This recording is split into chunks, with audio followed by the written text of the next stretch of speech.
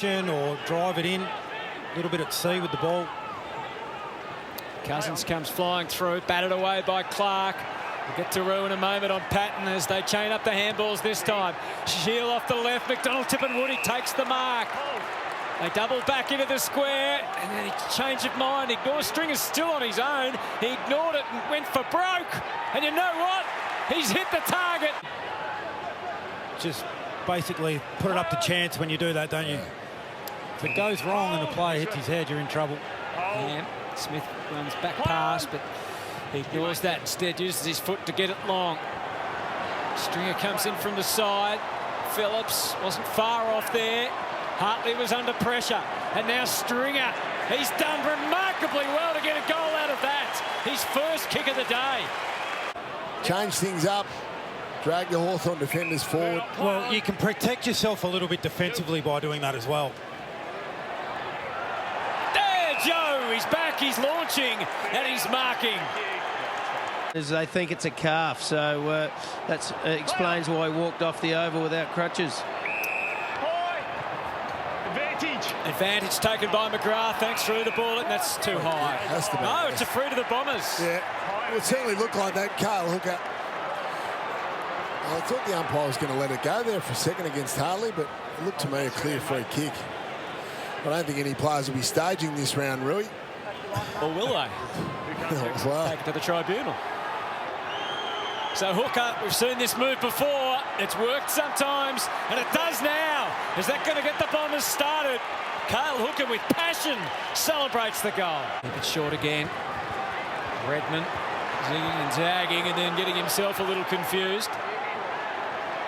Parrish to Smith to McGrath.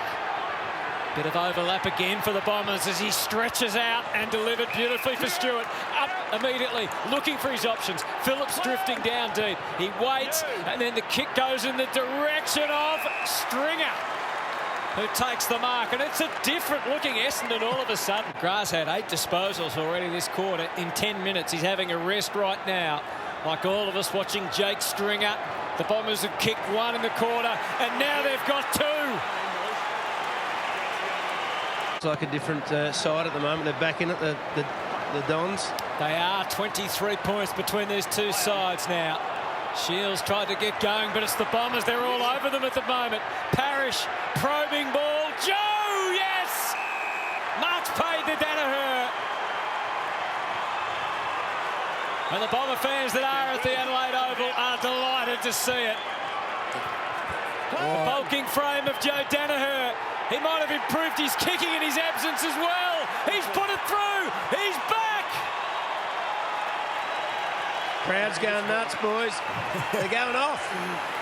Jarth is going to try the same tactics. They grabbed onto his hand, and that made it a little more difficult. Zirk Thatcher found a way to the footy. Redmond, and again it's Merritt and McGrath. The M's through the middle for the Bombers. And they get some dash, and Danaher now is doing it up the ground as well. Stringer flies past onto that left boot. McDonald-Tipungwuti. You don't want to be one-on-one with him. Oh, what an unbelievable mark. He lost his footing, but it didn't matter. Clarko's seen enough. He's about to explode. What a mark from McDonald-Tipungwuti. Don't worry, Hutto, your head's about to pop off as well. Not happy. what has happened at halftime? They've changed jumpers, Brownie. Yeah, they have, haven't they? This is a remarkable turnaround. And you can't be, look, of course they'd be disappointed with Hawthorn, but it's been more about Essendon's energy. What a transformation. McDonald-Tipungwuti, no mistake there. And this is a totally different ball game. Decisions and go bypass that loose man if there is one. So 13-3 out of the middle. Looks like we're going to make it 14-3. That makes life difficult. Shield, and again on the move this time is Stewart. Well, it's back there, so that almost puts him within range. And then a couple of goals last week. 5 goals, 3 coming in tonight from his 5 games. So James Stewart to cap off an incredible quarter. And that's exactly what he's done with authority. And the Bombers are flying again. The umpire was pretty firm, though. That's not a free. Hartley bangs it back to the wing.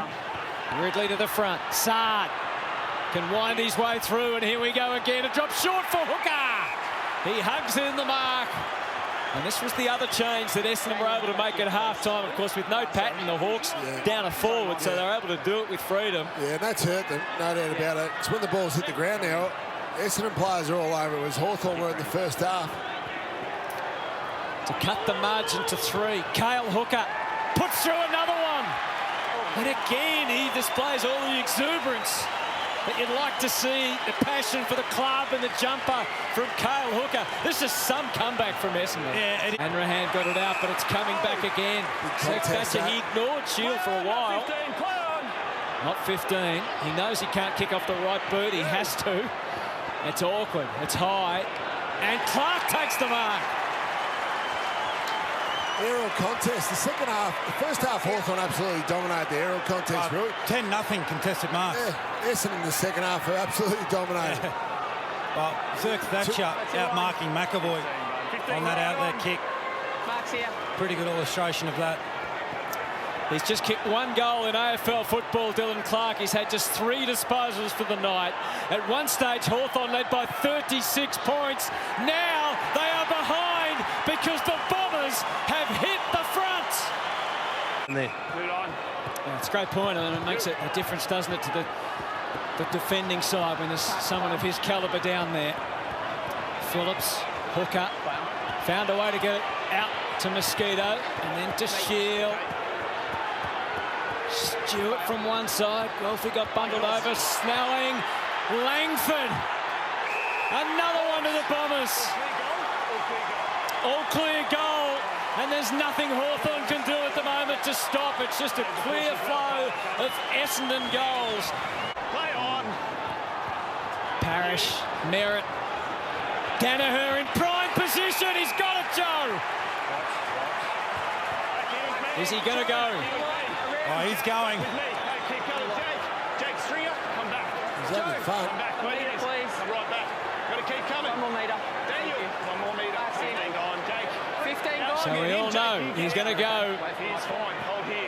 Can he get it right? 10. Thank you. Is he leading Essendon to a win? A famous win. Don't go, Joe! That's what the Bomber fans will be saying after this. He's back in a big way. And they've come back from oblivion in this match and lead by 10. Cousins to Mitchell. Scrimshaw has to go in and tidy up his work, and he can't release it. He was given time by the umpire. Essendon win the ball anyway. McGrath. Oh, Hooker completely misjudged it. He's had time to go and win it back, and it all ends well. Stringer into the square on the bounce. Clark's going to kick a second goal, and surely this time they're home. And the Bombers, they're close to the final line now. It's not done yet, and the Hawks will know that. This is one they have to win out of the middle. They can't. Instead, it's Langford thrusting it forward. It might just fall for Joe again. He's kicked another one. Where you been? This is a different Essendon side when Joe's up forward. The widest of smiles. And how good is it to see him? To feel that way again. And you would have had your doubts, absolutely, over the journey. Stay out.